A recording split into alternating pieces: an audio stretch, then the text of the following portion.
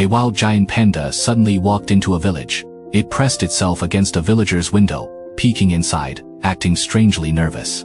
At first, people thought it was hungry, so they brought out bamboo, hoping to feed it. But the panda didn't even look at the food. Instead, it turned around and began walking away, pausing, looking back, as if asking them to follow. And somehow, they understood. Lone panda in the front, dozens of villagers behind. They followed it deep into the mountains. After more than 10 minutes, the panda stopped in a quiet, remote valley, and what they saw next left everyone speechless. Lying on the dry ground was a tiny newborn giant panda cub. Its eyes were still closed. Its body was pink, barely covered in thin strands of fur. So small, so fragile. In that moment, everything made sense. The panda hadn't come for food, it came for help. It wanted humans to save its baby.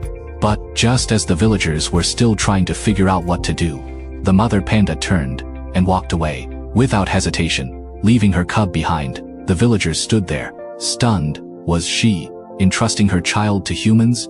With no other choice, they gently wrapped the cub in blankets and rushed it to a rescue center. But without its mother's milk, the cub wouldn't survive.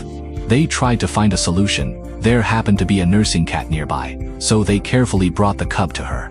But the moment the tiny cub cried, the cat turned away, no matter what the caretakers tried. She refused to accept it. They had no choice but to try something else.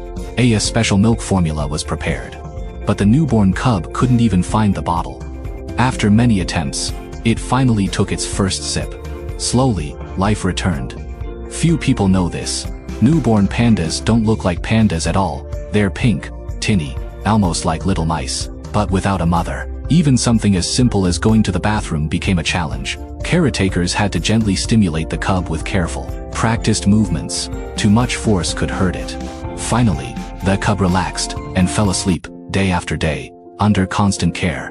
The cub began to grow, its fur thickened, its body strengthened.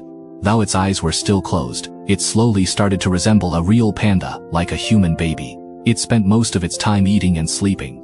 To help it adapt, caretakers introduced it to other young pandas. Time passed. The tiny cub grew into a strong, healthy panda, bigger than many others its age. Still playful, still a little clumsy, but full of life.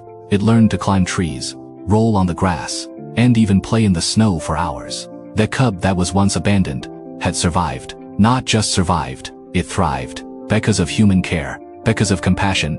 Perhaps this is what harmony between humans and animals looks like. A life saved by love, and a future built on it.